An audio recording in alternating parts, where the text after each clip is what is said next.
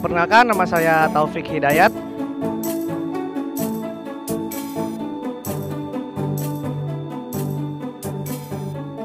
Komando ini berfungsi untuk alat transportasi bagi perwira piket jaga saat hari itu. Sedia 2 buah blower. Tugas pemadam itu kalahnya hanya asap ya? Betul. Setiap mobil itu harus memang tersedia APAR. Walaupun kita ditutup cepat, tapi kita harus hati-hati ya. Mulai kita berangkat dari rumah, kita berangkat kerja, kita ninggalin anak, istri, orang tua, ya kita udah mempertaruhkan nyawa kita di situ. Oh gitu. Apakah besok kita akan pulang dengan selamat ataukah tidak? Betul. Assalamualaikum warahmatullahi wabarakatuh. Saya B113 kembali lagi untuk mereview tentang unit komando. Jadi unit komando ini orang jarang diketahui juga. Ternyata unit komando ini nanti kita tanya-tanya lagi ke Pak Topik. Apa sih fungsi unit komando yang jarang orang ketahui? Orang kan taunya mobil pemadam itu mobil yang besar dan juga mempunyai air dan pompa. Dan ternyata di pemadam dan di Sudin Jakarta Pusat ini punya unit komando. Nanti kita tanya lagi ke Pak Topik. Nah, saya mau kenalin dulu, saya bersama dengan siapa, Pak? Perkenalkan, nama saya Taufik Hidayat. Ya, untuk Pak Topik masuk tahun berapa, Pak? Saya anggota PJLP angkatan tahun 2017.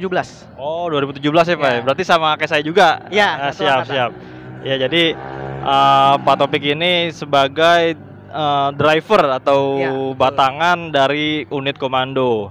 Nah, makanya kita tanya lagi nih, Pak Topik, saya boleh nanya nggak? Ini mobil komando ini unit mobil jenis apa ya, Pak? Mobil komando ini adalah mobil Panther Touring dari Isuzu.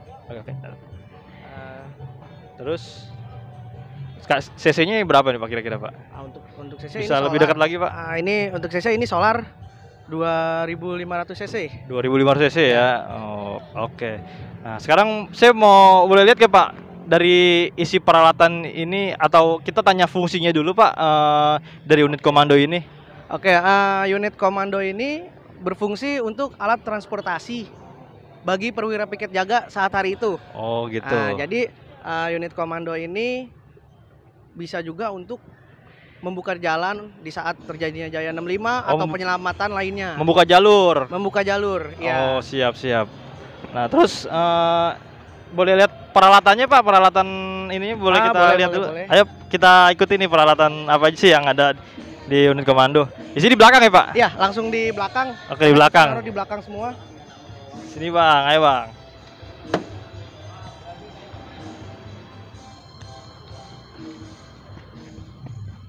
Ya, ada apa aja, Pak Topik?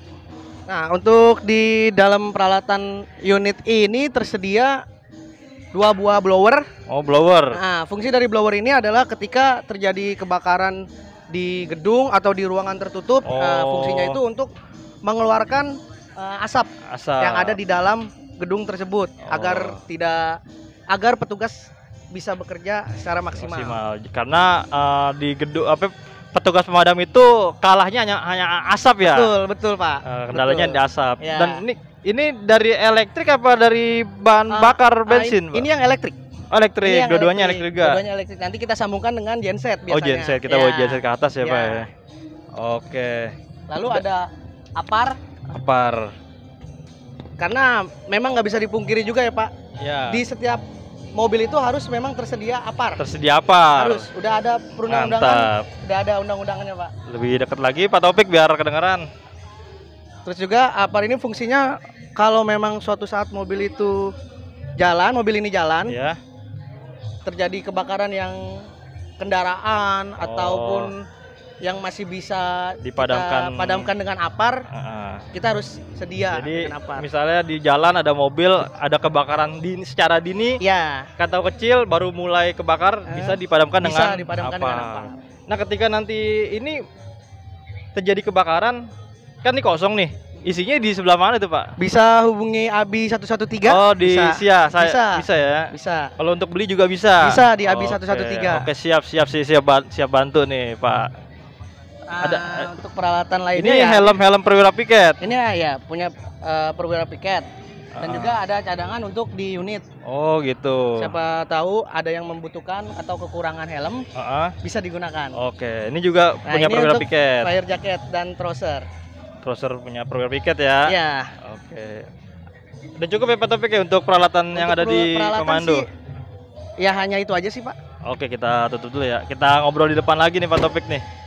Ayo Bang, kita ngobrol di depan lagi nih.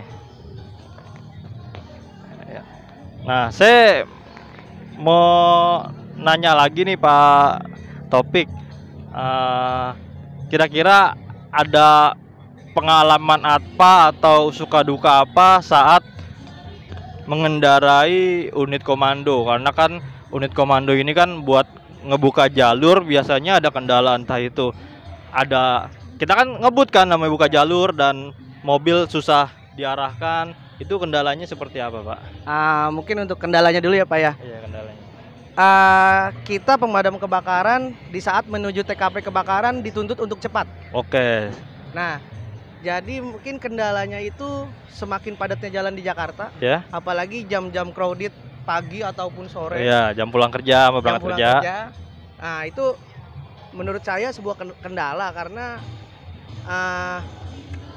untuk membuka jalur itu sendiri itu menurut saya cukup agak susah. Susah ya, karena rapet jalan karena juga. Rapet.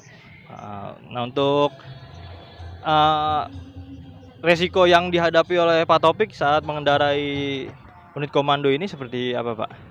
Resiko ya, kita juga walaupun kita dituntut cepat, tapi kita harus hati-hati agar supaya tidak mencelakakan pengendara yang lain. Betul. Itu aja sih resikonya. Resikonya yang penting kita cepat tapi harus hati-hati juga, karena kan takutnya kita udah cepet malah nyerempet orang atau segala macam, jadi malah membahayakan orang. Oke. Nah, untuk sukanya Pak Topik dalam mengendarai unit komando ini seperti apa? Ya, sukanya kalau kita berangkat ke TKP kebakaran di saat jalan sepi, itu sukanya sih di situ aja. Seneng karena lancar. Oke. Kita tidak perlu pusing-pusing, terlalu pusing untuk membuka jalan. Oke. Ya, nih terakhir Pak Topik, kan Pak Topik nih seorang PJLP kan. Ya pasti ada harapan kedepannya kita seperti apa, karena kan namanya petugas pemadam walaupun hanya membuka jalan pasti itu kan sangat beresiko juga dalam bertugas. Makanya saya mau menanyakan harapan Pak Topik ini sebagai supir komando ini, harapannya seperti apa tuh Pak? Harapan saya ke depannya khususnya untuk anggota pemadam kebakaran dan PJLP-nya ya. Iya, PJLP. Agar ke depannya lebih diperhatikan lagi masalah kesejahteraannya. Karena dari mulai kita berangkat dari rumah, kita berangkat kerja, kita ninggalin anak, istri, orang tua. Betul. Itu ya kita udah mempertaruhkan nyawa kita di situ. Oh gitu. Apakah besok kita akan pulang dengan selamat ataukah tidak? Betul. Harapannya ya agar bisa lebih baik ke depannya. Ya. Oke, teman-teman. Jadi harapan dari Pak Topik ini supaya PJLP kedepannya agar lebih baik lagi, karena kan sudah meninggalkan keluarga dan mempertaruhkan nyawanya di suku dinas pemadam kebakaran. Nah, kalau gitu terima kasih banyak teman-teman yang sudah menonton dan juga Pak Topik yang sudah ingin berbagi cerita ke kita teman-teman sahabat AB 113. Jangan lupa di subscribe lagi, nanti kita ulas lagi unit-unit yang lain. Oke, kita akhiri. Assalamualaikum warahmatullahi wabarakatuh. Sampai kita Damkar Jaya.